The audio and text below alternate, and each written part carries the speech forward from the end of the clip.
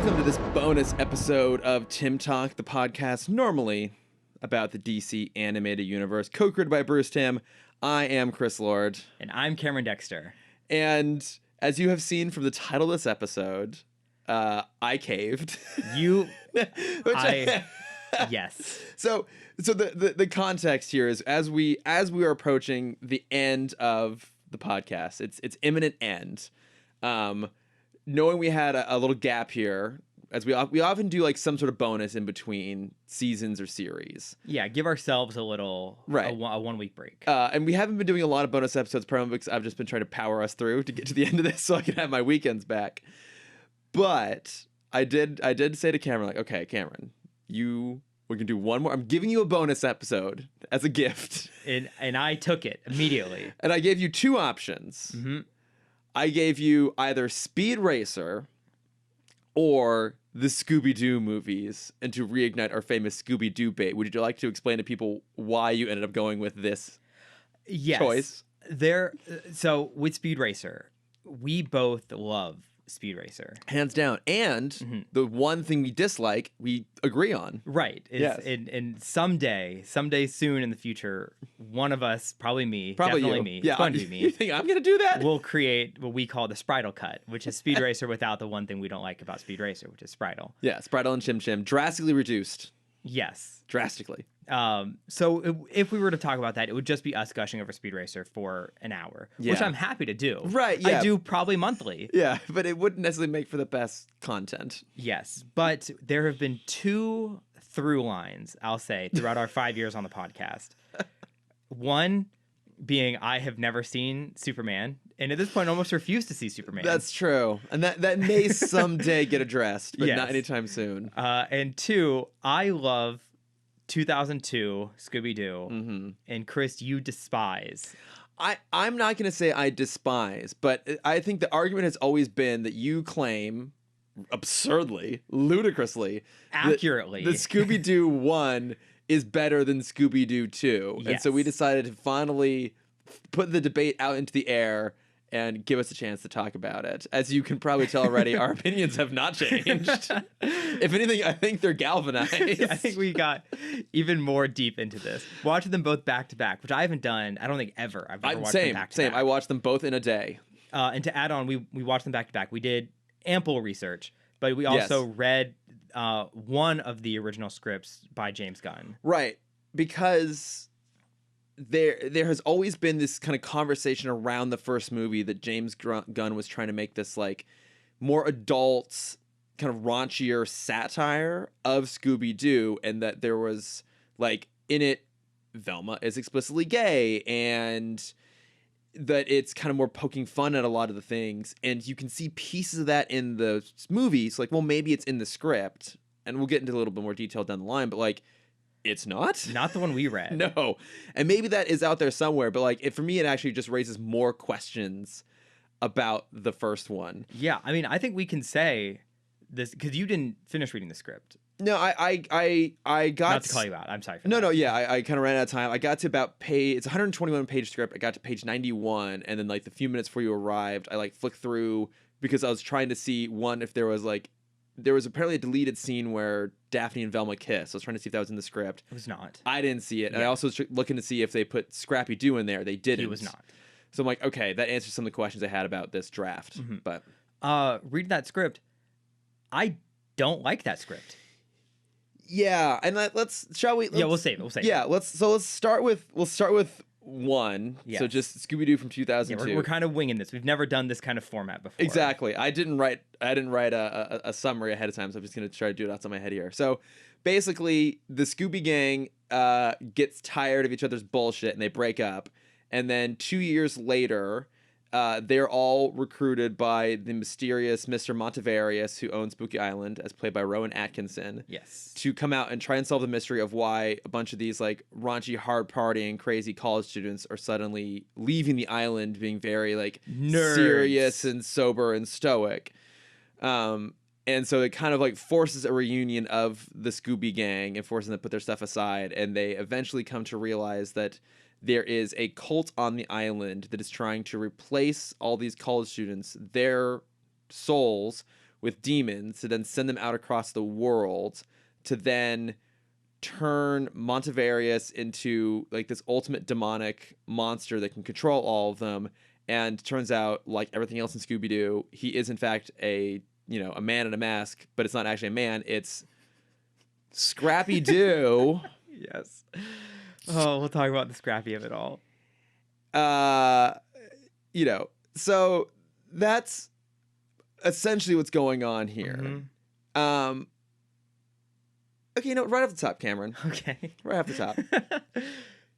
Explain the plot of this film to me. I mean, I just gave the summary of what happens, but explain the actual plot of this movie. Yeah, so Chris, the theme of this movie is friendship. No. Nope. Explain the plot. The plot to me. Yeah, it's the plot of every Scooby-Doo episode. No. Mm-hmm. What is? I'm getting to it. Yeah. I understand where you're trying to shoehorn me in. Yes. And I'm going to find my way out of this. Good luck. The plot is Scooby and Shaggy have nothing, and it is them trying to get back to what they had before. Yes, don't shake your head. That is not the question I asked, Cameron. I'm getting to it. What is the villainous plot of this movie? What is the villainous plot? What is the actual aim of the villain? What is he trying to accomplish, and why? He's trying to take out the Scooby Gang. Scrappy-Doo is envious and angry at the Scooby Gang for abandoning him, and he's doing whatever he can to seek his revenge and to take out the Scooby Gang. And how exactly do demons and a robot Rowan Atkinson factor into all this? Because Scrappy needed to go to the island, which we already knew from the man on the beach, whose name I don't remember because he's not in the original script, that the island is already kind of pre-haunted before the demon stuff comes in. He's already very aware of the weird energy on this island. In the original script, it is in the triangle thing, the Bermuda Triangle. Did they say that in the script? Yeah, I missed that part. because Fred has a book about the fake. And I'll get into that later. Yeah, it's in the Bermuda Triangle is where this island is. Okay. Also, as you're explaining this, you can't reference the script. I won't. You can only reference the movie. You can only reference the final cut of this movie to explain to me how this is supposed to make sense. So Scrappy needed a way to get more power. He can't do it as a dog. He's a tiny dog. Can't do that by himself. So he creates a robot of Montevarious who just bought the island 2 years prior, which is in the movie. And he basically did a Mad-Eye Moody. He Mad-Eye Moodied him, where he took his place, put him in a crate underground for 2 years, and in that time was creating a way to harness the power of the demons on the island through the triangle thingy. You're doing great. Yep, doing great. And I think that covers it. What exactly are the monsters supposed to do? Like, why are they spreading across the globe? Why are they swapping the bodies out and spreading them across the globe? Well, he needed the souls, and I think the demons were just kind of the reaction of removing the souls from the human body. Well, but he didn't have to put anything into the souls. He didn't have to put anything in the vacancy of the bodies. He had to not rise as much suspicion, because if all of these, there was thousands of souls in the cauldron. If he just removed all these teens, as they're going on spring break, MTV spring break, they would be caught so much faster if you just had these thousands of college kids disappearing. Okay, then what exactly is Scrappy trying to do once he becomes a giant monster? Take out the gang. And then? He hasn't thought past that. He's not a smart dog. See, no, there is clearly like abandoned ideas here. Yes. And this ultimately is like my big critique on this film is that it's a fucking mess. Sure. That they were trying to make a satire of Scooby-Doo, but like they aborted it partway through, and so it is a little bit of everything, which means ultimately kind of nothing. Okay, so on that, calling it a satire of Scooby-Doo, I agree, but I think it's not the Scooby-Doo you're thinking it is, because there's 40 years of Scooby-Doo before we get to this movie. Right. But like the only one that actually matters to anyone that's not you. No, that's not true. So this is my is big the point. original. That is not true at all. How is that not true? This is part of the research I did. James Gunn is 55 years old. He was born in 1966. He would have been 3 years old when Scooby-Doo Where Are You came out. Yeah. That wouldn't have been his Scooby-Doo. Between that, his formative years of television would have been the 70s and 80s Scooby-Doo, which, when you look at the timeline, is the Scrappy era. I don't like to admit it, but Scrappy has been around for 30 of those 40 years of Scooby-Doo. Yeah, but clearly he doesn't like Scrappy because he makes him No the one fucking does. villain. That's the thing. No one in that era, if you're past a certain age, Scrappy was meant to bring in the young audience back in. Right, he was the cousin Oliver. Yes, and so the Scooby-Doo that happened in James Gunn's years was the new Scooby-Doo show, which ran from 1976 to 1979. And that was when we were introduced to the Scooby family. And that is when, obviously, we were introduced to Scrappy-Doo. Yeah. Scrappy-Doo was a big hit for the younger audience, and they're trying to keep to the younger audience, being the Hanna-Barbera model. They work better with children.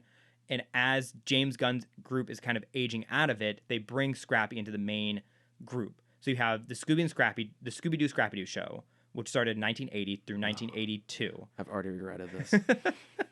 I already deeply regret this. Where it was the whole gang with Scrappy. But then they transitioned it to just be, and they even referenced this in the movie, where it was the new Scooby and Scrappy show, where it's just Scooby, Shaggy, Scrappy, and Daphne. And that's the team for a while, which is a very weird combination. When do they reference it in the movie? They're only all together in the movie. When Fred and Velma are taken, and it's just the three of them having to work together again, where it's Daphne, Scooby, and Shaggy. I'm going to say that's a bit of a stretch on that one. I think what they're more going for there is that it was always Velma and Fred that were the leaders, and now it's up to the damsel in distress and the two cowards to save the day. That is not, I think, meant to be a reference to a very obscure cartoon that I've never even heard of. Well, Chris, here's the other twist. In that story, they replaced Daphne halfway through with a love interest for Shaggy, who is the exact same character as Daphne, which is what Isla Fisher is in this movie. Mary Jane? Yes. So, okay. Okay, fine. I think James Gunn, that's the difference between these two movies. This is a movie to parody James Gunn's Scooby-Doo. Well, and that's exactly my point. Why I think the second one is the better film is that the first one is this, like I said, and like an aborted, ineffective send-up of Scooby-Doo, whereas the second one is a like genuine love letter to classic Scooby-Doo that actually hits the mark. Yes, because now there's an audience for that. I think that was the audience they also were trying to go for in this. I think. No, so here's the other thing, Chris. Oh, God. I love my timelines. When Scooby-Doo 1 came out, 2002, was the longest stretch of no new Scooby content that ever existed in its lifetime. Between A Pup New Scooby-Doo ended in 1991, there was nothing until on television until 2004 when What's New Scooby-Doo came out. Yeah, but Scooby-Doo and Zombie Island came out on TV. It came out on straight to video, which then was played on TV. Okay, but there was still Scooby-Doo content. But that was still 8 years later. You have Scooby-Doo on Zombie Island, which is the first introduction of real monsters. You have Scooby-Doo and the Witch's Ghost, which introduces the Hex Girls, which is kind of a pull for an older audience to continue watching this movie, is to give them kind of the band of the time. And then you have the third one, Scooby-Doo and the Alien Invaders, which is my first Scooby-Doo movie. Okay. Which, again, is creepier, darker color palette. All three of these have a much darker color palette. That is the template outside of syndication that we have for Scooby-Doo before leading into the Scooby-Doo movie. Okay, fine. But here's the thing. You are thinking like a Scooby-Doo fan, not like a studio. And like whenever they go to do a reboot of something, there's always like, oh, what's the twist we can put on it? But they're still trying to like get the core audience. The core audience is going to primarily be the people who watched the original show or grew up on the original show. Like that's the one that was still aired the most. Like growing up, I pretty much never saw any other Scooby-Doo stuff. I always saw reruns of like with the first 2 or 3 seasons of the classic, Scooby-Doo, Where Are You? I think you've seen more of the other shows than you think you have. No. Because I remember the episodes, and they're all ones from the original show. There's only 30 episodes of the original show. Yeah, I just saw those all the time. Plus, like the whichever one had like the guest stars on, like Batman and Don Knotts and stuff like that. The new Scooby-Doo movies was the direct sequel. But so I mean, look, maybe it's trying to do all these things, but my problem with this movie is that it doesn't know what it's trying to do. Like again, we read through the James Gunn script, and like I said, I was like, okay, maybe in my mind there's this cult, like there's this legend almost about this like raunchy R-rated, like I've never seen Josie and the Pussycats, but I've heard that's kind of more along those lines. Like it's a little bit more adult, a little bit more like a satire. And then when that bombed, Warner Brothers got cold feet and like really reined this movie in. So I think it started out as like that sort of idea, or at least that's the kind of the legend around it, but the script confuses that. But this legendary idea that this movie was supposed to be like this raunchy, like PG-13 borderline R send up to Scooby-Doo. And then I don't know how much of that actually ended up being in the shooting script. It's a little bit unclear because what we read was definitely not the shooting script. I would say this isn't even a PG-13 script. They use 2 bad words. Yeah, I mean that's it. Yeah, I mean the script that we read is like almost the same thing, just structurally a little bit different. Yeah, but like I don't see. You can see hints of like the Daphne being gay in there, and you can see hints of it like being like a little bit raunchier, a little bit darker, a little bit, but it doesn't actually end up in the final movie. And look, I totally understand loving something that's ineffective at what it does. I am a Quantum of Solace apologist, right? I give that movie a break because I know they got fucked by the writer's strike. I appreciate what it's trying to do while fully acknowledging that it doesn't actually succeed at what it's trying to do. And that's what this is. I know what it's trying to do. I don't think it succeeds at all at doing that. And I think what they actually give us on screen is it's a mess. It's so 2000s cringe. Like it dates horribly. That's another point horribly. Really horribly. And it like I don't think it captures the tone. And again, like in my mind, Scooby-Doo, classic Scooby-Doo, it doesn't capture like that tone of it. And you said like it's about friendship. It's about the friendship between Scooby and Shaggy primarily. And I will say like I do really like that moment where Shaggy is like, I'm sorry, I'm your best bud, let's get out of here. Like right towards the very end. I really like that moment. And there's a lot of moments in this that I do like, but it is really incohesive. You can see the Frankenstein of it all as you're watching. You're watching like, where's the like? There's a clear scene missing where like Daphne's soul gets sucked out, and sure enough, there's a deleted scene which I watch where that happens. Like it, or there's a scene where Fred, when they're in like the hotel, and Fred and Daphne kind of walk out, and you feel like they're going to meet at some point and have a conversation, and then just abruptly ends. Well, that's because there was this really fantastic scene. I don't know if you watched this deleted scene or not, of Velma singing "I Can't Take My Eyes Off of You" when she's like drunk, and you can't tell who she's singing to. And again, Linda Cardellini is amazing. Yes. Even better than the deleted scenes that they cut out, unfortunately, where she really got to show her range. Yeah, one of the best castings in this movie. I think all the casting in this movie is great. All the casting is brilliant. 100% brilliant. But it just, like, it feels messy and cobbled together. And for me, that's so... I remember seeing this as a kid and be like, this was bad. Like Such a critical child. No, but like, I mean, look, I fucking loved Die Another Day when it came out this same year. And I saw this and I was like, this was dumb and bad because it wasn't Scooby-Doo. It didn't know what it wanted to be. I still disagree with that. I still think the characters in this are great. I think the character stories in this movie are better than the character stories in the second one. I don't disagree with that, but I just still think that and that's what I care about more. But the movie's worse. But at the end of the day, they're still both Scooby-Doo stories where it's a villain of the week story. And I kind of look past that when we have these interesting character moments. So you just look past all the crap? I do look like the scrappy of it all is the big problem for me. And that's the... Okay, yeah, let's get into that, all right? Yeah. That reveal is so fucking dumb. It's bad. And that's the thing. It's like, there's nothing in the second one where I'm like, this is really dumb, you should have cut this out. There's so many things in this where I'm like, this is dumb, you should have cut this out. The scrappy idea is really stupid. When all the students become like cliches and they're talking in like really like painfully awkward racist caricatures.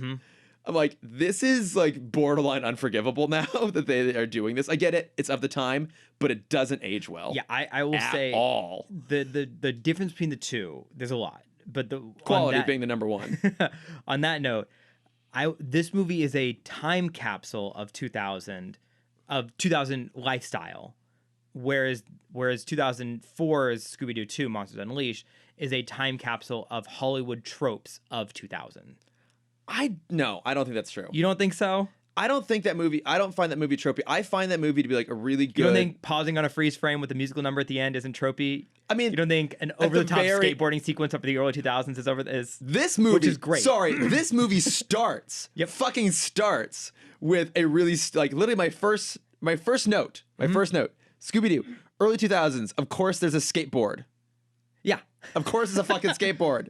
But it's not a full sequence like the other one is, where it's a full CGI. When they're sliding down the hill? No. When Scooby is riding the fire extinguisher, it's not a skateboard.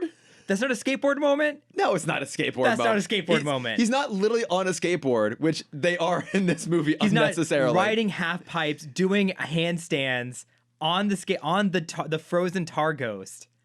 That's not a skateboard moment? No. Have you ever played Tony Hawk's Pro Skater? This is literally a skateboard in this. Literally a skateboard in this movie. This is literally a remake of a scene from Tony Hawk's Pro Skater 2. No. But look. You don't get to deny that this isn't a skateboarding moment. But I disagree with the idea that... Did you live in the early 2000s, Chris? I actually did live in the early 2000s, you fucking child. You're 3 years older than me, Chris. Stop making like I'm 12 years younger than you. Cameron. Yes. Cameron. Emotionally, sure.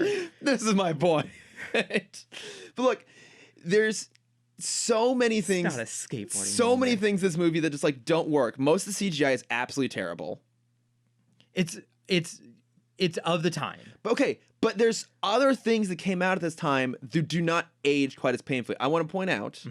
You look at this movie and how blatantly it's trying to capture some really painfully stupid zeitgeisty moments of the 2000s. Mean Girls came out in 2003. That movie does not do any of that same sort of thing. This movie was going for the easiest targets every place possible. Yes. To try and make it feel appeal to, I guess, youth of the time, which was just a terrible decision. And I feel like this movie you can't watch without context. The second one, you can. You can just put this on oh, this is just a love letter to Scooby-Doo. And yeah, you have to go oh, who's that guy? Ruben Studdard? One moment in the end credits versus an entire sequence dedicated to fucking Sugar Ray. Which is great. It's awful. It's incredible. It's so stupid. No one needs frosted tips anymore, okay? Look, there are things I like about this. Okay. I fully acknowledge things I like about it. I think the opening sequence hits all the beats of a classic Scooby-Doo episode, which I really like. I like they brought that in there. I really love the random joke someone tells to Daphne that purple's a fall color. Yep. I like that. I like a level of self-awareness that happens when they're investigating the castle initially there. But I also feel like that sequence doesn't make any sense because they go into this abandoned castle, which is supposed to be a ride, but I don't understand how that ride could possibly work. Given the way they navigate through it, we have to pull books off a shelf to open up the doorway inside a castle. Why is there a re-education center when they're being re-educated by just have demons put inside of them? Because the demons have to learn how to be humans. Because that is something, and I don't want to keep referencing it because it's not in the movie, but that was something that was in the script. Right. So it feels like this weird, the plot makes no sense to me. It's this weird meandering thing. They're trying to hit the idea of red herrings. They don't do it well. I think the second one does red herrings really well. I do like the body swap sequence. I think that's pretty funny when they're all doing versions of themselves. But the whole thing still feels really cobbled together. And my problem with this is I think oftentimes their performances feel like caricatures of the cartoon, and they almost feel more cartoonish than they do feel like modern embodiments of those characters. I think they're all perfectly cast. I think they don't... You can tell that no one knows how to play this movie while they're doing it. I think maybe Linda Cardellini and Matthew Lillard are the only ones that are kind of in on it. But you can see Freddie Prinze Jr. and Sarah Michelle Gellar like kind of struggling to figure out how to portray these characters, because I just don't think, especially you read that script, they're all assholes. They're horrible. And yeah, Like, that was the biggest thing I hated about the script. Yeah, they're super mean. And for me, a lot of that meanness still made its way into the movie. And again, like, they can't tell you. I think they're trying to figure out how to play this, because I think they don't know. I think the script is so different from what ultimately the movie ended up being. And I think they got so much studio interference. But I also kind of get why the studio did interfere. Like, I will read that script. The script's bad. And I like James Gunn a lot. I love James Gunn, actually. Same. But it's a bad script. Yeah, it is. And like some things in the movie are better, but some things in the movie are also worse. Primarily Scrappy-Doo.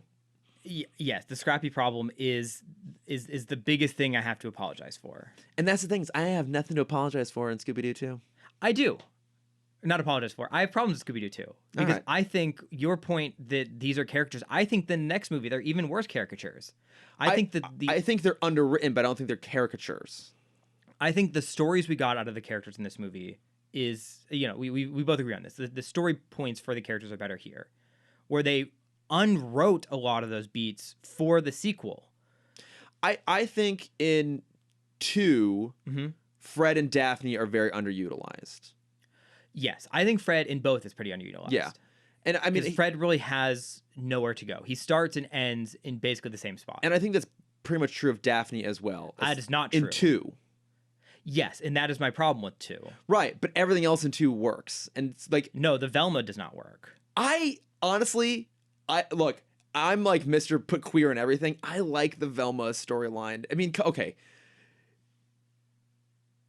In 2, when she is in, like, that whole catsuit sequence for me is so fucking funny, because Linda Cardellini is so good at playing that character, trying so hard but not knowing how to do it right. And like when she's sitting in the van and like the suit squeaks and it farts, I guess that's an ad lib on Linda Cardellini's like, I'm sorry, it wasn't me, it was the suit. Like, I agree, like, I don't love the idea of like, let's force Velma to have a boyfriend, but I think the way she plays it makes it work.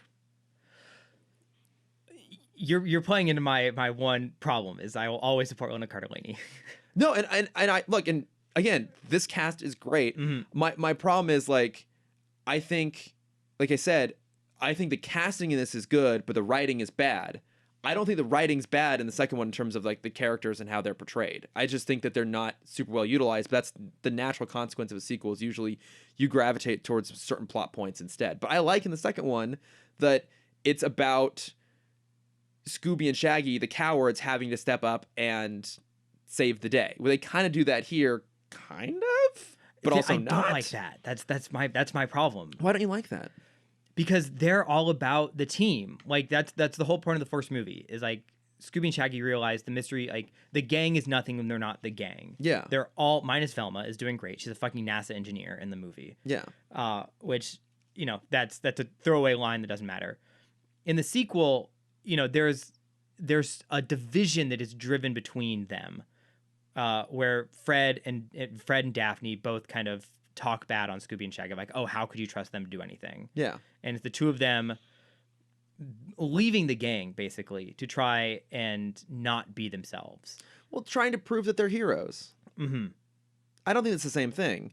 No, they're not trying to prove that they're not themselves. They're trying to prove they can't be heroes. They think the only way to do that is to be like the others. And ultimately, they, of course, as a kids movie, they realize like they can just do it by being who they are and having to like step up. And I like that. And I think they try to do that in the first one, but it doesn't quite land because it's also choppy. Scooby and Shaggy have almost the same arc in both movies, realistically. Like the first one, it's kind of like they have that moment where they like break up and they get back together. But again, it's like them having to like step up and be heroes. So there's one part of the script, and I connect this to both movies because I think this is a line that could have landed. Honestly, this line should have been in the sequel, and they didn't use it in either of them. And I think that's a big disservice to Shaggy specifically as a character. And in the script, it is after Scooby is taken by the wrestler and the voodoo guy. Can't remember their names because they're so forgettable. No is one, Noo apostrophe something. Nope. Not it, but keep going. No? Okay, it's fine. Whatever. Yep. Because it's so forgettable. The two other villains.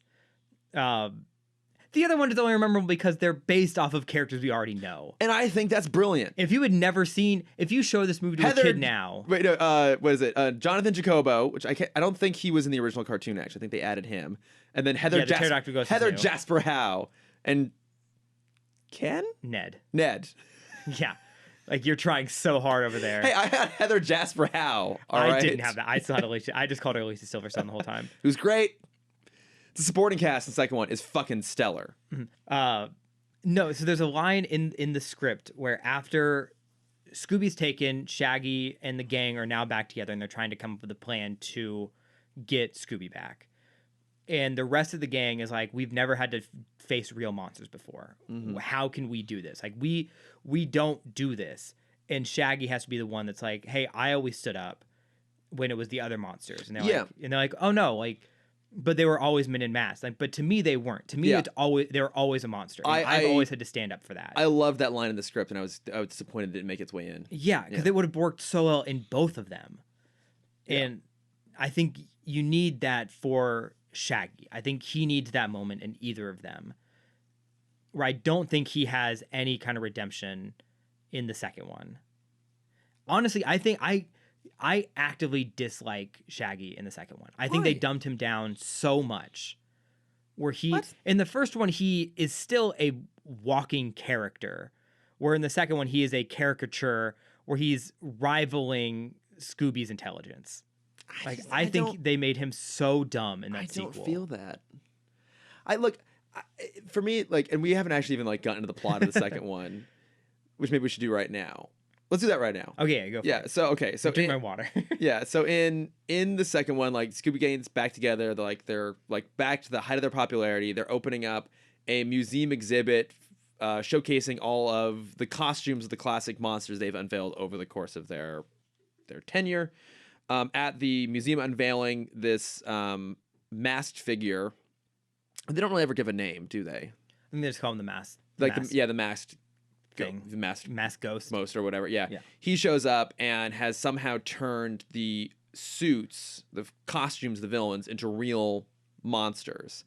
And then there's a news reporter played by Alicia Silverstone called Heather Jasper Howe, who is like portraying Mr. Inc. as being awful and incompetent and terrible. And Scooby and Shaggy like kind of fuck up a little bit at the unveiling and trying to capture the pterodactyl ghost, and so they're trying to redeem themselves. But they go off to figure out what's going on, and they discover that one of the former guys they captured, Jonathan Jacobo, was working on technology to turn monsters real. He's believed to be dead, and now the classic monsters of the original cartoon are coming to life and hunting them down. And they interact with a lot of the characters of their past, including like Old Man Wickles, who was the Black Knight ghost, played by Peter Boyle, who was always excellent. He's great, yeah. And a bunch of other stuff, and they like go into a bar that features like filled with a lot of their old enemies, which I think is super fun. And they basically discover like they have to stop this technology from the monsters being replicated, and ultimately it's revealed that Heather Jasper Howe, Alicia Silverstone, it's a villain, but there's actually a mask underneath that, and it's Jonathan Jacobo, who was presumed to be dead. Did not like that. That part's that's fine. I'm like that's not great, but it's not bad. It's not Scooby-Doo-Bate. It's not Scooby-Doo-Bate. I will give it that. See, and that's the thing. It's like 2 is not great. It's not flawless, but I don't have to like ignore things to enjoy it. Whereas like 1, I have to like, okay, so we have to put aside Scrappy-Doo. We have to put aside that it's like a completely edited mess. We have to put aside, I'm going to once again point out, the really horrible racist dialogue. You have to put all these things aside. You have to put aside fucking Sugar Ray. Like, you have to put I will never put aside Sugar Ray. How dare you? Well, guess what? The world already did. So you have to put all these things aside and be like, oh, it's good, but okay, we have to like, but you have to ignore that. You have to ignore that. You're like, oh, it's of the time. There's not like 2 is much more like aimed at a kid's movie, but I think it actually knows what it wants to be and lands the fucking plane in a way the first one does not. Like, the second one is for me a genuine heartfelt love letter to those original cartoons. Like, again, like I'm gonna draw back to like the Bond comparison. Like, I like Quantum of Solace despite it being a mess, but like Skyfall is legitimately just a better constructed film that is a loving send up to the Bond of past, and it just works better. I think that same thing applies here. Scooby-Doo 1 is trying to do something bolder and more different, and I'll give it credit for that, but it fails spectacularly. The second one is not trying to be as ambitious, but what it is trying to do, it succeeds at. See, I don't agree. I think 2 is so sweet. It's so much fun. I think the jokes land better. The red herrings land better. It's got a much better supporting cast. It brings in so many references from the original cartoon in a way that I think actually work really well. I think the CGI actually is pretty good in that movie. That's not fair. It totally is fair. They've had time and a better budget. Okay, sure. But also there's other things that came out in 2002 that do not look as bad as Scooby-Doo 1 does. I think the design of the monsters in the first one, too, are terrible. I agree.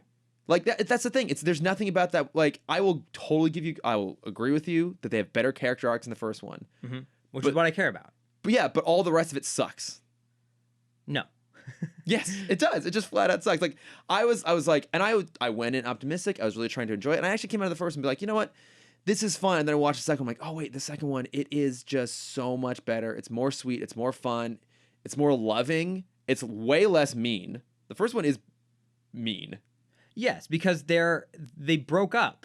It's them dealing with the post-breakup. Right, but and the script is even worse. They're really mean to each other. Like, I can't understand how they'd get back together given like what they do to each other in the script. And it's a little bit better in the movie. But it just... It's them realizing, and it's what is missing in the second movie. And it's the first one is they realize Scooby and Shaggy's importance is they are, and I hate to be this cliche, but they're the heart of the group. And they're the glue that holds them together. Where they should play up that in the second one, if that's the beat of the first movie, if that's the core character of them, is now you have Fred as the leader, Velma is the brain, Daphne's now the muscle, which they completely abandoned in the second one, minus the one shot where she's fighting the Black Knight, which is great. Yeah, but they still have it in there, so they didn't abandon it. It's still in there. They kept it for the one scene, but then after that was fully abandoned. Well, just the story shifts, and they're mostly just running away from the monsters after that until the very end, and it's just the two of them. But then Alicia Silverstone approaches Daphne and is like, what's your point of being here? And her whole arc in the second movie is like, I don't know what I'm doing here. It's like, you're the muscle now. You're the one that keeps everyone safe. Again, I agree with you on the arc thing, but the second one is sweeter. If you're spending and more fun and cohesive. If you're spending 90% of the movie with the characters, why can't the character beats play a more important part in the story?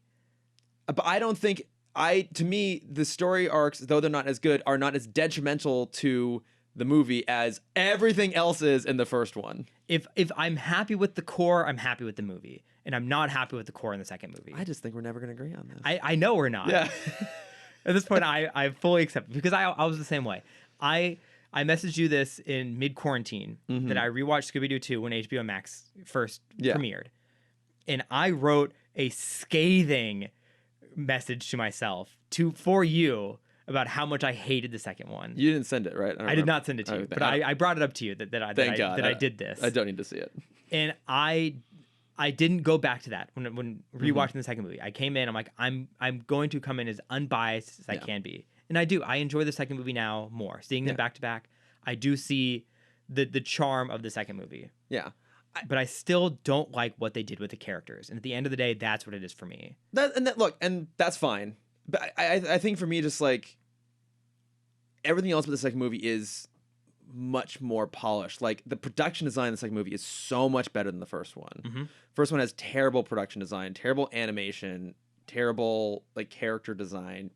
There's a non-existent supporting cast whatsoever. Like the sets in the second one are gorgeous. Like when they go through the Black Knight's like castle, his house, all that looks gorgeous, and it's like a classic Scooby-Doo cartoon made live action. Yeah, and that's something I will never. I will always support these two movies for being, because I think both of them do it pretty well. The thing is, I don't think the first one does it that well. Like, I mean, because there's almost an identical scene in like the abandoned ride castle in the first one, and I think that one, it doesn't really land the classic Scooby-Doo feel. At no point in the first one do I ever feel like they land the classic Scooby-Doo feel.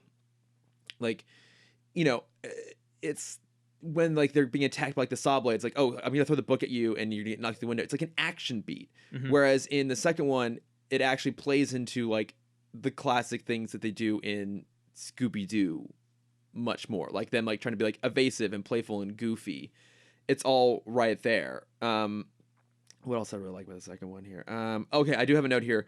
It took 1 hour before terrible 2000s music, which is probably at least a good 58 minutes improvement on the first one. In the second one? Yeah. Interesting you say that, because that was one of the things I was apologizing for this movie for. It didn't have terrible 2000s music? No, even better, it has one of my favorite 2000s artists hidden in there that people just don't realize because it's a quick montage sequence. But there's a band, which I brought up on this podcast before, Oh, no. called Hi Hi Puffy Yami Yumi. Oh, they're in there? They are in there. Where are they in there? They sing the song Friends Forever when they're in the Mystery Machine driving out to Old Man Winkle's castle. Oh, that's cool. Mm-hmm. But again, that didn't feel like painfully 2000s. Oh, but it is painfully 2000s. But I mean, it's painfully 2000s because you know what that is. But like, Yes. as someone who doesn't know, I'm like, oh, it didn't feel dated until I don't even know what the song was, but an hour in. I think there's some really good lines in there in the second one. Like, I love when Shaggy or someone says like, or Shaggy's like, this is the worst day of my life in comparison to what? And Shaggy's like, to every other freaking day of my life. That is great, because that was also in the trailer, and I love Yeah, that like line. that's a really good line. Again, I have another note in here. Just Elsie is a goddess. Linda Cardellini is a fucking goddess, and I think she's good in the first one, but I think they cut out a lot of her best stuff, and I think there's a lot of really good stuff still in the second one. Again, her in that orange jumpsuit is a brilliant piece of comedic acting from Linda Cardellini. Yeah, I agree. I just don't like that sequence. What do you like about it? I don't like that she... Again, this is me fighting against the early 2000s tropes.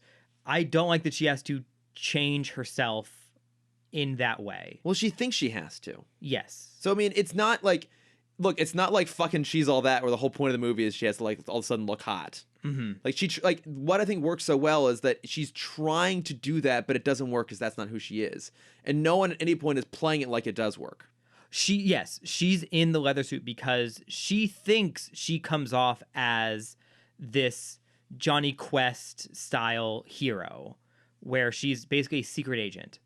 What are you fucking talking about? In the movie, she says, Daphne asks, why do you think you need to change for this guy? And she says, it's because I'm not the person that he thinks I am. I think I come off as this leather-wearing adventure, like Indiana Jones type. No, that is a line in the movie. No, you mean she thinks that the guy sees her as that, not Yes. that that's how she comes off. That's what I got confused by. She doesn't see herself that way. She thinks she has to be that way.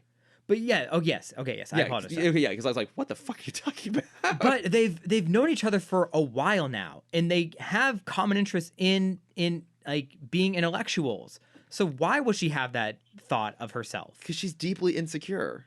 Because she's never been she's never been seen as attractive for who she is. But she is in the first movie. No, She she's has not. a guy in the first movie. Yes, No, the guy, no, but that is the guy with the bad mustache. the goatee. Yes, Yeah, but like that. The thing is, that is never actually played as romantic at any point. he flirts with her when they get drink. He buys them drinks, Right, but she doesn't realize that he's, and like even at the very end, and then he puts his arm around her at the end. Right, no, at the very end, she like punches him on the shoulder, being like, "Oh, like aren't we buds?" Like she clearly doesn't see that situation being romantic. Like that's the thing, she has no awareness of it. She doesn't realize he's into her. Whereas in this one, like she's aware because Seth Green literally asked her out on a date. Fine. Yeah, look, and like, there are problems with this. I don't think the Seth Green character totally works. I love Seth Green. So do I. And I think I think him when he like is being like an asshole and like interrogating like the guy outside of the Old Man Winkle. yeah, the club. That to me yeah. like that to me is like a bit, the character swing is too far, and then it's meant to be a red herring. And then again, when they like find a little shrine to Jonathan Jacobo, there's like a little kid in there that's meant to look like a young Seth Green. So it's supposed to set up this idea like, oh, maybe it's his son. And to me, that doesn't ever have a payoff, nor does it like, are they ever explained like if he's normally that kind of an asshole, like there's never any sort of like closure on that. You're like, wait, isn't this guy kind of a dick Mm-hmm. at the end? So that part I don't like necessarily. But again, I love how Velma plays all that. Linda Cardinal plays all that stuff in there. Let's see what is. Oh, this one gets into the story much quicker. But again, it's a benefit of a sequel. What else I have in here? I mean, I have lots of notes, but more it's positive things. Like the sets are amazing. Okay, I do have a note here. Trash can. Oh, the trash can surfing is dumb when they're going down the hill outside the Yes. like. I'm like fully acknowledge that's dumb, but it's relatively brief. But again, but that is a callback to the original show. Right? Yeah, it's like It's like kind of works. there are these beats where like I will apologize Yeah. for them because they are Yeah. so like quintessential Scooby-Doo. The van chase is great. Yeah, that's fine. The jousting is dumb, but I love it. the jousting. See, it's like, look, I'll fully acknowledge the second movie is dumb. Mhm. It's really dumb, but it knows that it's dumb. It leans into it and it lands it. Yeah, I don't think I've already said this. I apologize for both of these movies because, and again, I am a bigger fan of the second one now, coming Right. out of it, coming in with non-angry eyes. Right. But what both of these movies do well, which I think a lot of adaptations have never captured, minus Speed Racer, Mm-hmm. is they can be fun. They can be referential to the source material while still being unique stories and Yeah. still being fun. Nothing about these movies felt bland, either one of them. I think they both swung big, Mm-hmm. and some things hit, some things didn't. But if you look at every other live action remake, the Flintstones I think does fine Yeah. with John Goodman, I suppose. but yeah. you look at Yogi Bear, bad. Nice. Garfield, bad. Didn't- Alvin and the Chipmunks, fine, then got bad. Yeah. Smurfs, bad. Yeah. Underdog never saw it. Looked bad. Did not see Underdog. Hong Kong Fu is supposed to happen. And then I'm sure that's never going to happen now. It's never gonna happen now. Yeah. Oh, no, yeah. Yeah, it's got its own problems now. Yeah. That shouldn't be making that. Yeah. hmm No, yeah, and I Popeye, bad. Sorry, Robin. yeah, Not I've good. never seen it. And look, and yeah, I will agree with you. I think that these movies, they most for me, the second one like really perfectly captures the energy of the original cartoon and brings it back around. I think the first one is trying at times to do that and trying at times not to do it, and it just doesn't quite get there in the end. Like I let me put it this way: after rewatching both these, like I don't need to go back and revisit the first one again anytime soon. But I wouldn't be surprised if like at some point, I'm like, yeah, I'm just gonna throw on two and just have it on in the background and have it be a good fun time.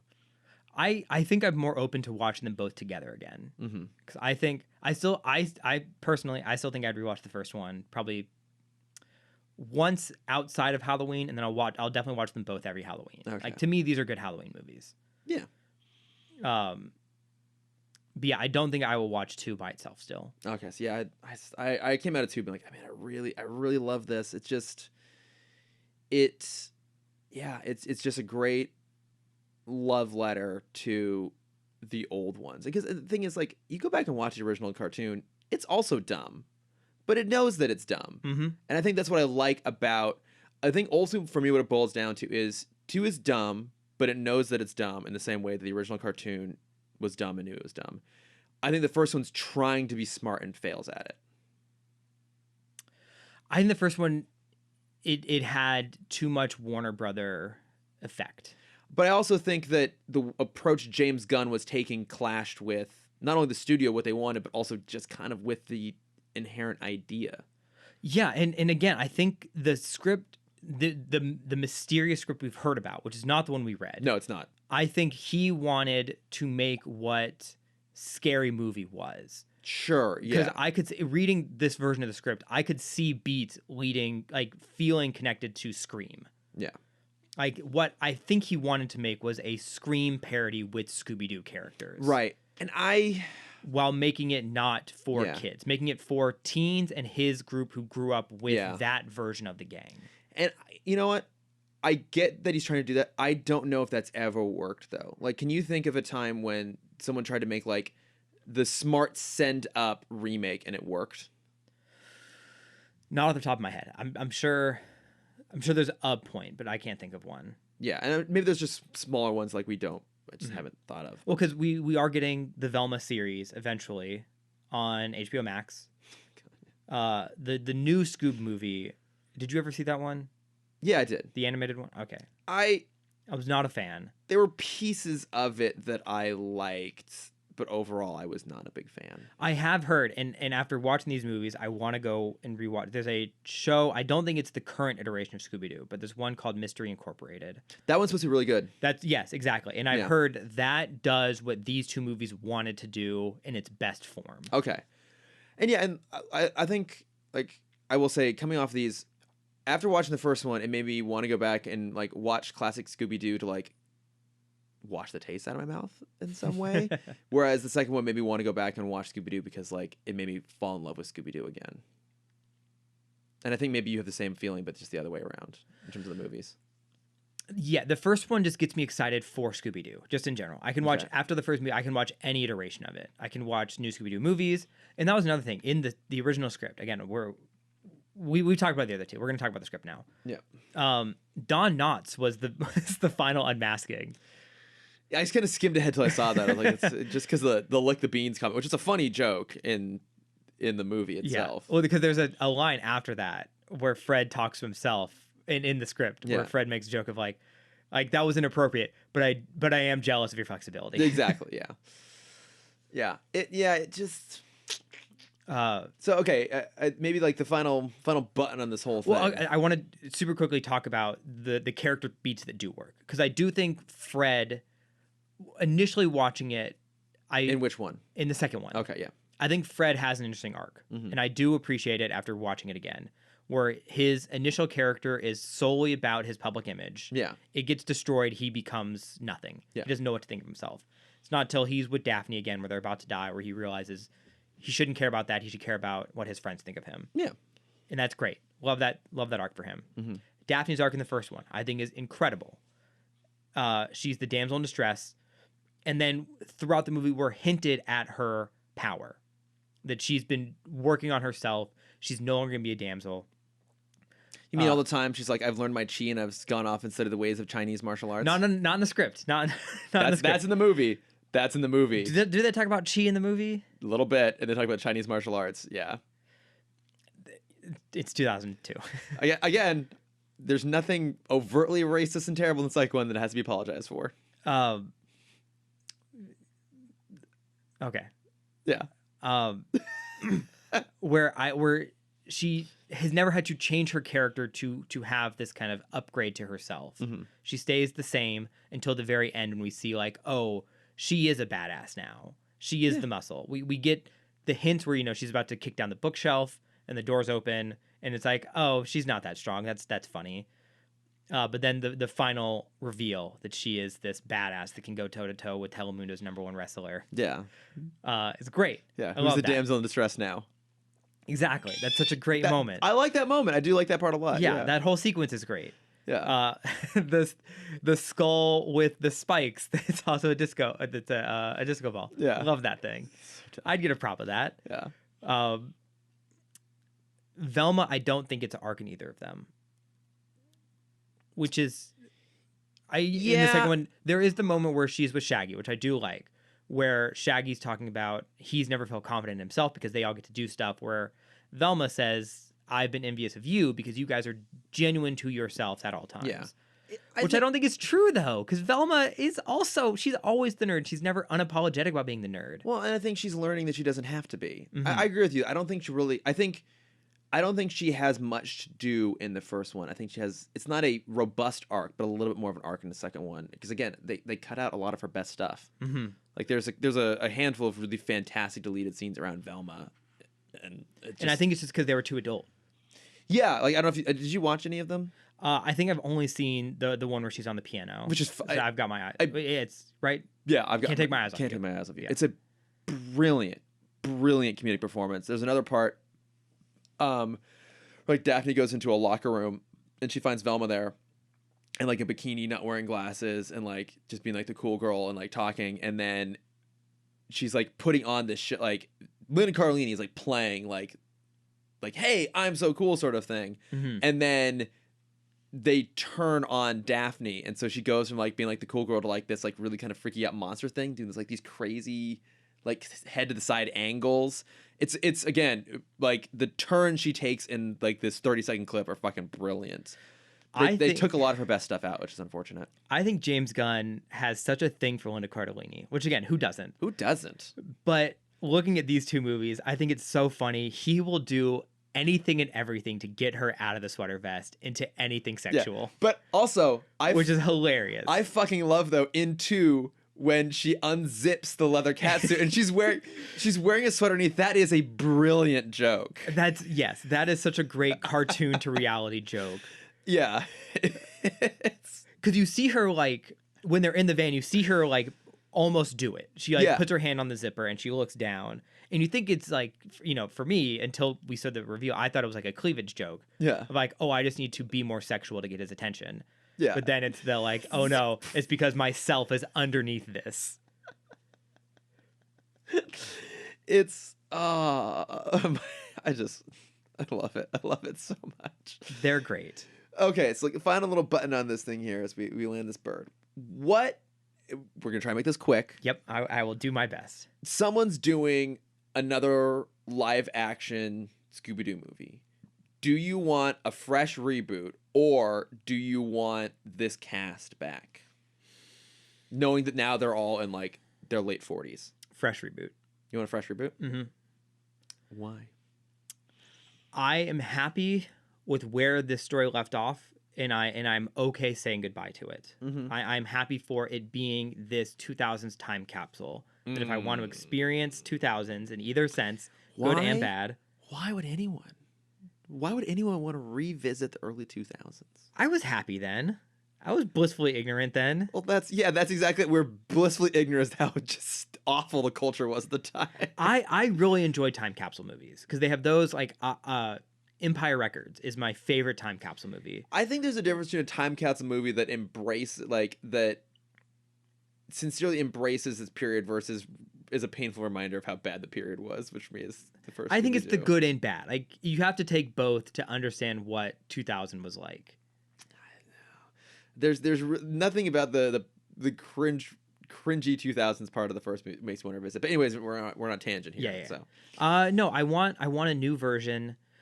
I kind of because we never. I don't think we've had a version of this in a while. I want them to be teenagers again. I want to see what because it's if it wasn't for you dumb kids and your dumb dog too. There were some, as I was looking up the trivia on these movies, there were some direct DVD Scooby-Doo live action movies that feature Robbie Amell as Fred. Oh, I didn't know that. Is that Fred and Daphne? Or sorry, is that Daphne and Velma? It's like one of them is like The Mystery Begins, and the other one is something else. But there's also there's also the Daphne and Velma movie, which I've never seen. Mm-hmm. I think I started it and I didn't like the casting. Okay, yeah, I would almost be curious to go watch one of those ones just for Robbie Amell, who I do love. As do I. Sincerely, I would watch it for him. Like I said, I just watched The Duff the other week, and he's so wonderful. He's great. He's fantastic. Yeah.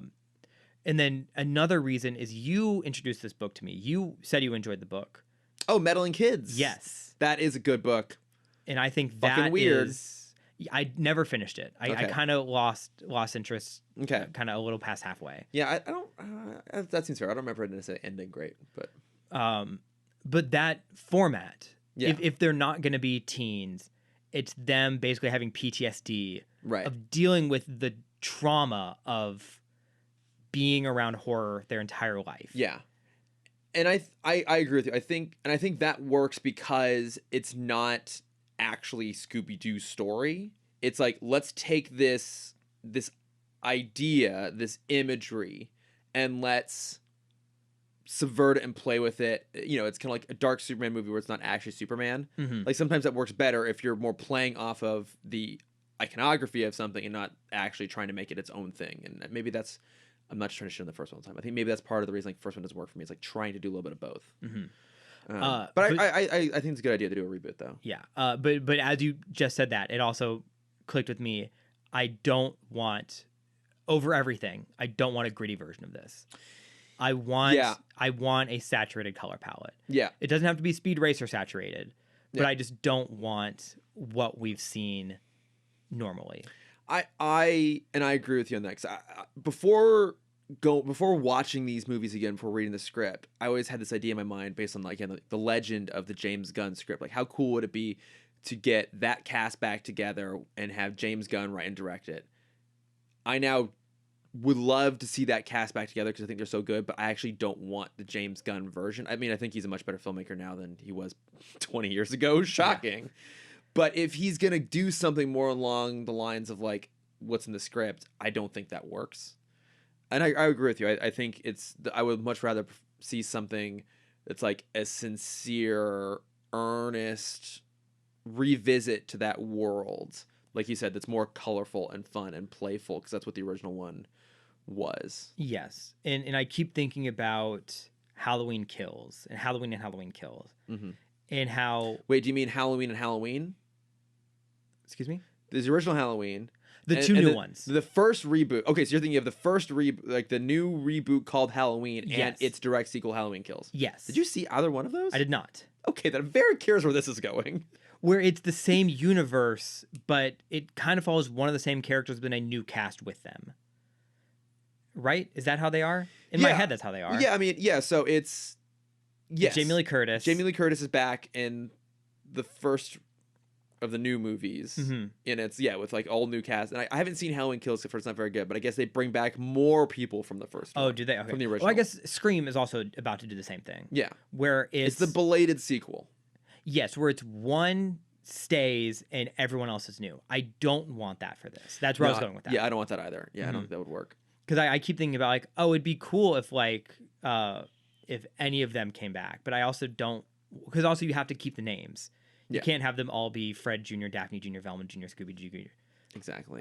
Which would be funny, bad, but that's a cartoon joke. If we get a DVD version or a video version of this. Yeah, I'd agree with that. I think that doesn't play out long form. Yeah. As a movie. But no, I agree with you. I didn't like Scoob. I thought it was just kind of dumb. Mm-hmm. And if anything, for callbacks, our last point, and then I'm done.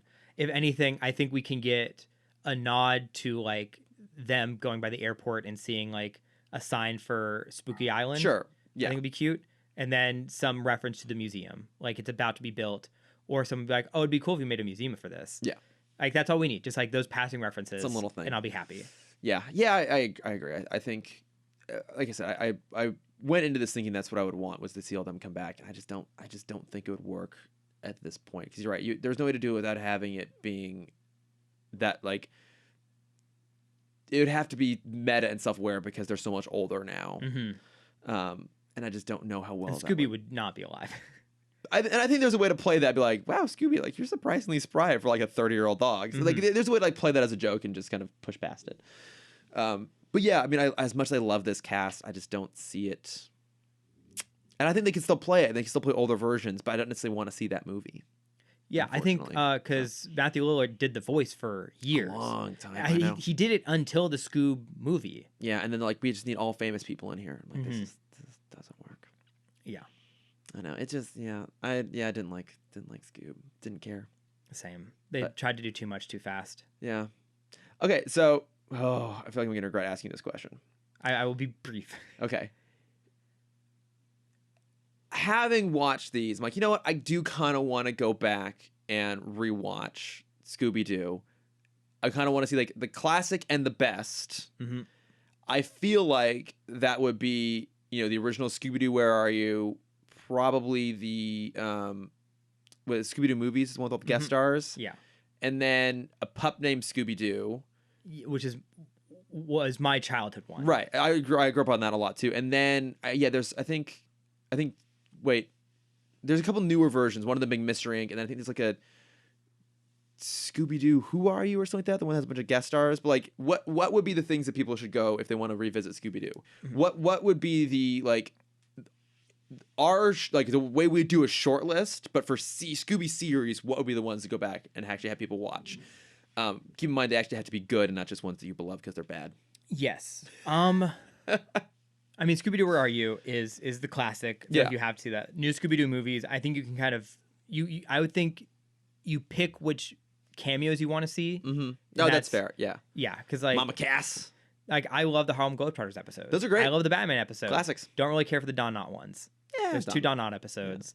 Laurel and Hardy are in 2 episodes. Oh, that's right. Yeah. I'm not a huge Laurel and Hardy fan. Yeah. That's not fair. I just don't know enough about them. That's fair. Yeah. I loved the movie that.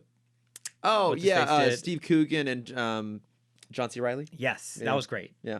I think you can skip all of the Scrappy-Doo stuff. 100%. 13 Ghosts of Scooby-Doo is one I don't think anyone has seen because it was never in syndication. But that one is where Shaggy's in the red shirt. That's the easiest way to identify it. Okay. In that one, I don't remember it vividly, but that is supposed to be the best of the old era. Okay. All right. So I'd say, and it's only 13 episodes. It's 1 season. That's good. I don't think you ever saw the show, but it was loosely what Jackie Chan Adventures is based on. Oh, the 13 Ghosts of Scooby-Doo. Yes. Oh, okay. Oh, that's fun. Puppet Named Scooby-Doo is great. I think that is just kind of your palate cleanser. It's brilliant. I mean, I remember it being brilliant. Yeah, that's the one where, like, you take a sick day because that's the only time you ever watched the show is if you were sick. Yeah. Because it only came on at like 10 p.m. or 10 a.m. Yeah, like middle of the day. But and again, we make reference to it left and right. How could we possibly do an episode of that again? But the character of Red Herring and that so good and that ongoing joke never tires. Never. And it's astounding, but it never tires. It's so good. And I still make reference to that regularly all the time. I'll shoehorn in a reference to that wherever I possibly can. It's great. Yeah. I'm a fan of What's New Scooby-Doo, but it's not the best. That was its Okay. resurgence. Yeah. I vaguely remember that one. And that one only came out because of the popularity of these 2 movies. Mm-hmm. Get a Clue I didn't like. Mystery Inc. I've heard is the best. I've not watched it. Yeah. I want to watch that one. And yeah, Scooby-Doo and Guess Who is the current one running, which is on HBO Max. Yeah, because friend of the show Kira sent me a clip today of Mark Hamill is the guest star, and he's in the back, and it's like, oh, how do you know so much about the Joker? He's like, oh, I have an inside source, and he like cracks into the Joker laugh. Yeah, so they did that joke before. Oh, they did. I think it's Scooby-Doo. I don't remember what it is. Where it's it may be a Batman episode where it's Joker. It's Justice League Action. That's what it is. Thank you. Yeah, yes. It's Joker, kidnaps Jester, Mark Hamill. and Mark Hamill all at the back of the car together. Yeah, exactly. And then I feel like for some of the animated movies, I mean, I remember Zombie Island being great. Yes. I haven't watched it in a long time. I meant to go back, and a goal of mine one day is to watch every Scooby-Doo movie, animated movie. Oh, dear God. I think there's 46 now. My God. Oh my good God. Yeah. 36. I'm sure a lot of them are 36. skippable. I definitely want to revisit Zombie Island. I've never seen Batman Brave and the Bold meet Scooby-Doo, but I bet that would be a fun watch. A one-off episode, because this was early Cameron introduced to Scooby-Doo, is in the middle of their hiatus between shows. Scooby-Doo was on an episode of Johnny Bravo. That's right. Yes. Oh. And there's the great moment where both Johnny and Velma drop their glasses. And Velma says, "My glasses, I can't see without my glasses." And Johnny says, "My glasses, I can't be seen without my glasses." I'd pitch that one. That's brilliant. I'd pitch Cyber Chase. I think Cyber Chase is one of the best. Okay, I vaguely recall that one. I don't know if I saw it, if I remember it. Witch's Ghost, I did rewatch for October. And I'm upset I didn't like it more because it's the Hex Girls introduction. I love the Hex Girls, and the side character is voiced by Tim Curry. But it's Tim Curry after being Nigel Thornberry for a couple years. Yes, so it is Nigel. The way I pitch it to a friend is it's Tim Curry playing Nigel Thornberry who went to Yale. That sounds kind of fun. What's another good one? Aloha Scooby-Doo, I'm a big fan of. When they fight the volcano monster. Okay. It's pretty fun. There's a great surfing sequence. Thank God it's not a great skateboarding sequence. Oh yeah, we're past that now. We're on to surfing now. I don't think I've seen a lot of these other ones. But I mean, like that's a good list, and I'll maybe shorten that down yet further still and put it down in the show notes. Yeah, that's fine. People can go it, and I'm sure a lot of this now is up on HBO Max, thankfully. But yeah, I mean, look, at the end of the day, like, it was fun to revisit these. I'm glad it helped me like fall in love again with Scooby-Doo 2 Monsters Unleashed. And it makes me want to go back and watch some classic Scooby, who I always enjoy.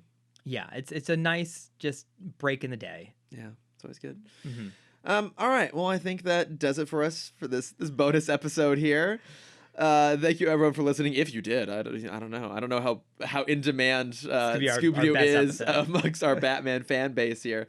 But if you want to reach us, we are at Timm Talk Pod on Facebook, Twitter, Instagram, and Gmail. I am at Lordifer on Twitter and Instagram. Yes, if you want to see my art, you can find that at Cameron.Dexter. If you want to see my face, or if you want to just talk more about Scooby-Doo, or want a Scooby-Doo history lesson, I have so much more I can say that Chris won't let me talk about. Nope. You can message me at CamDexter_adventures. As we've been going along here, there is a pendulum blade above Cameron's head that's been slowly lowering, and it has about 4 minutes left before it takes off his head. Mm-hmm. So, I accept my fate. Exactly. It's worth it. It's worth it. Some would call it the knife of Damocles. Aw, well done. But thanks everyone for listening. Our next episode will be back into the world of the DCAU with Justice League Unlimited for our final season 3, season. our final season, getting very close here. So, but until then, thanks everybody, and bye-bye. Bye. Scooby-Doo-Be-Doo, where are you? We've got some work to do now. Scooby-Doo-Be-Doo, I see you. We need some help from you now. Nice. Oh yeah, I still got it. You know we got a mystery to solve, then Scooby-Doo, where you at? Don't hold back. I've missed most of it at this point.